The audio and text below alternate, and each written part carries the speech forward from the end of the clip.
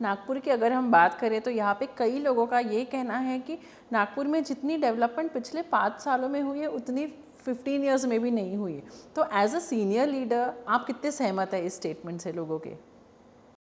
पहली तो आपने इसके पहले सवाल पूछा था कि पानी की किल्लत, इस गर्मी में पानी की किल्लत का जो सवाल था, मैंने कल ही म्युनिसिपल कमिश्नर के साथ मीटिंग की है और उनको कहा कि नागपुर में सीमेंट रोड बन गए हैं और सीमेंट रोड बनने से वाटर लेवल जो है, ग्राउंड वाटर लेवल, वो नागपुर की कम हो चुकी है और कम होने की वजह से कुओं में पानी नहीं है। तो ऐसे वक्त हमने इमरजेंसी, हमारा प्लानिंग क्या होगा उसके लिए आपने तैयारी करके रखनी चाहिए और वो तैयारी करके रखी है तो पानी का तो रिजॉल्व हुआ है। आपने कहा कि पिछले 5 साल में बहुत बड़ा प्लानिंग हुआ। लोगों को मेट्रो दिखती है, लोगों को बहुत सारी डेवलपमेंट दिखती है, तो लोगों को लगता है कि ये सब पहले क्यों नहीं हुआ? नहीं, लोगों को जो मेट्रो दिख रही है, लोगों ने ये पता करना चाहिए कि मेट्रो का जन्मदाता कौन है। मेट्रो का जन्मदाता तो लोगों के सामने आज बैठा हुआ है यहाँ पे आपसे बात करते हुए। तो मैंने अगर मंजूरी नहीं कराई होती, तब मैंने पुणे की मंजूरी नहीं कराई थी, पुणे की मंजूरी मैंने रुकवाई थी और पृथ्वीराज चौहान जी मुख्यमंत्री थे, उनको कहा लास्ट कैबिनेट में कि आप पुणे की मंजूरी मत दीजिए, पहले नागपुर की मंजूरी दीजिए, और नागपुर की मंजूरी लिया तब कहीं मेट्रो चालू हुआ। तो नागपुर मेट्रो का क्रेडिट बीजेपी को नहीं जाना चाहिए, ये आपको ऐसा लगता है? नहीं, क्रेडिट उनको एग्जीक्यूशन का है, क्योंकि मंजूरी तो मैंने दिया, जन्म दिया, लेकिन पाल पोष कर बड़ा तो उन्होंने किया है। मैं ऐसा नहीं कहता कि नहीं हुआ करके, उन्होंने निश्चित रूप से किया, लेकिन करते वक्त उन्होंने अगर अंडरग्राउंड मेट्रो अगर शहर में बनाई होती तो शायद इस देश के अंदर एक नया माहौल होता था और tourism point of view Nagpur के अंडरग्राउंड मेट्रो देखने के लिए भी बहुत सारे लोग आए रहते और नागपुर की ब्यूटी में भी 4 चांद लगे रहते। लेकिन उन्होंने ओवरहेड मेट्रो किया। जो हैप्पीनेस प्लेस, आपके जैसे यंग लड़कियां लड़के फ्रेंडशिप डे के दिन हैप्पीनेस प्लेस करके कहाँ जाते थे? बताइए कहाँ जाते थे? आप नागपुर की हो, लोग फुटाला जाते थे, फुटाला लेक। बहुत अच्छा सवाल आपने किया। क्या आज फुटाला लेक हैप्पीनेस प्लेस रहा? वहाँ तो बैरियर लग गया अभी विविंग गैलरी से के वजह से, और रोड बंद कर दिया गया।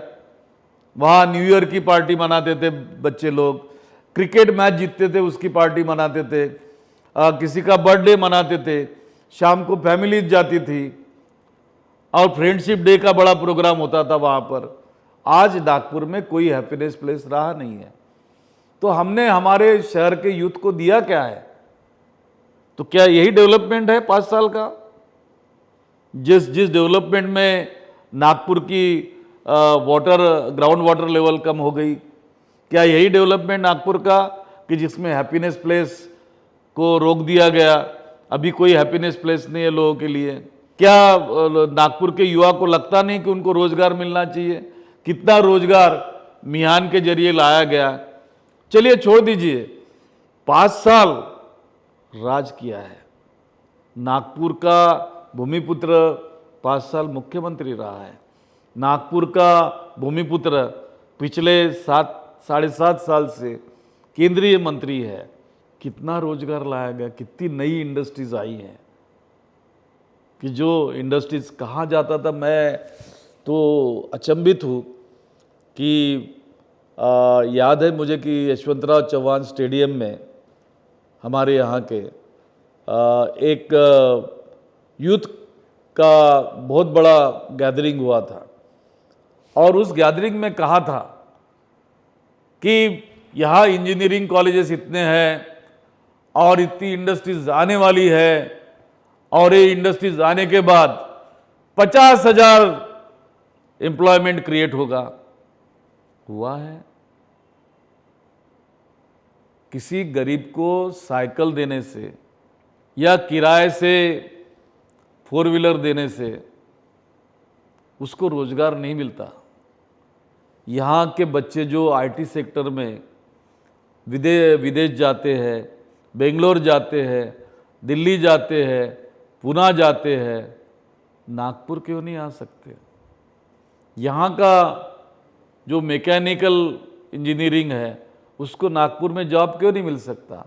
यहाँ का ऑटोमोबाइल इंजीनियर जो है उसको नागपुर में जॉब क्यों नहीं मिल सकता?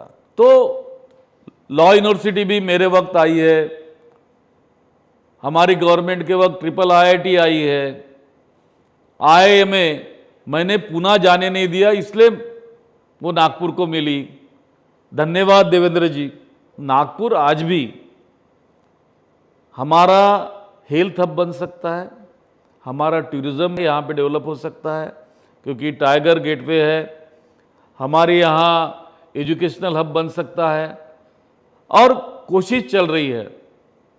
कोशिश नहीं चल रही है ऐसा नहीं, मुझे लगता है कि जो न्यू हमारे वक्त हमारी सरकार ने, कांग्रेस की सरकार ने ट्रिपल IIT लाकर, नेशनल लॉ यूनिवर्सिटी लाकर जो रखी थी, जो हमने IIM रोका था पुणे जाने से, जो नागपुर आ गया, उसके वजह से जो एजुकेशनल डेवलपमेंट हो रहा है, इन्होंने एम्स लाया है, हमने मेडिकल को डेवलप किया, IGMC को डेवलप किया और अभी डॉक्टर बाबा साहब आम्बेडकर PGI आ रहा है, post graduate institute of medical sciences आ रहा है। निश्चित रूप से हेल्थ हब भी बनेगा और टूरिज्म हब भी बनाने जा रहे गोरेवाड़ा के नाम पर हम यहाँ पर। तो डेवलपमेंट होगा, लेकिन युवाओं की खुशी किस बात में है? युवाओं की खुशी, उनका हैप्पीनेस प्लेस कुछ तो भी होना चाहिए, वो एक होता है। दूसरा, उनको एम्प्लॉयमेंट अच्छा जनरेट हो, वो होता है। तीसरा, एक अच्छा एनवायरनमेंट मिले। यहाँ तो ग्रीनरी जो नागपुर की थी, झाड़ काटे गए लेकिन झाड़ लगाए भी नहीं गए, तो क्या यह 5 साल का डेवलपमेंट है? तो मैं इसे मानता नहीं। मैं रोज़ अखबार पढ़ता हूँ, आप भी अखबार पढ़ती होगी, खास करके मैं नागपुर का जो पेज होता है वो पढ़ता हूँ। तो मैं इतने दिनों में लगातार देख रहा हूँ कि मनपा को चुनाव को ध्यान में रखते हुए कई कमेंट्स का पेज आता है, तो उसमें गार्बेज का इशू रहता है, दूषित पानी का, कंटेमिनेटेड वाटर का इशू रहता है। तो इन तमाम बातों को लेकर मैं थोड़ा सा चिंतित था। तो मैंने कल म्युनिसिपल कमिश्नर को कह के महानगर पालिका में मीटिंग ली और उनको कहा कि अगर इतना ज़्यादा टेम्परेचर हमारे यहाँ बढ़ रहा है और वाटर क्राइसिस आने के चांसेस है, तो ऐसे वक्त तुम्हारा प्लान क्या है? तो तुमने उसके लिए इमरजेंसी प्लान बनाना चाहिए।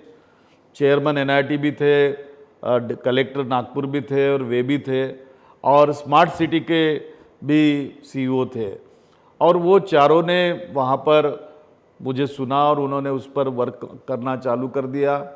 फिर मैंने उनको कहा कि किसी भी इंसान को नागपुर के अगर ये लगता है कि मेरे इलाके में कुछ नहीं हो रहा, राधिका के धंतुली में पानी बराबर नहीं आ रहा कि पानी सड़क पर बह रहा है गंदा पानी, तो वो अगर चाहती कि उसको इमीडिएट रिड्रेसल हो, उसका निवारण हो, तो आप नागरिक निवारण केंद्र हर जोन में बनाइए ताकि पब्लिक आपसे डायरेक्ट कनेक्ट हो सके।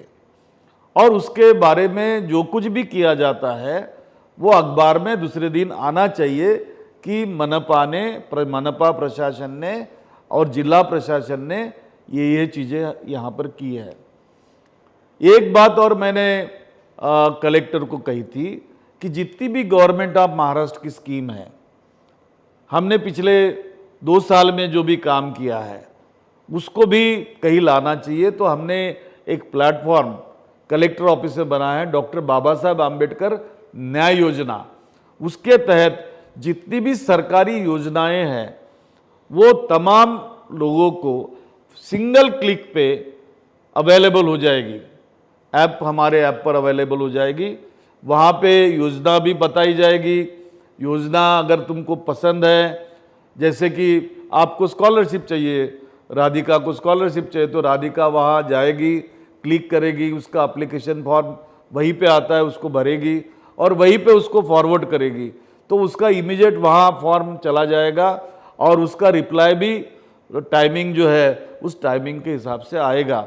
और उसमें अगर कोई त्रुटियां है तो वो त्रुटियां भी तुमको बताई जाएगी इतना सिंप्लिसिटी हमने यहाँ पर लाया हुआ है। Nation Next News Hub for New India.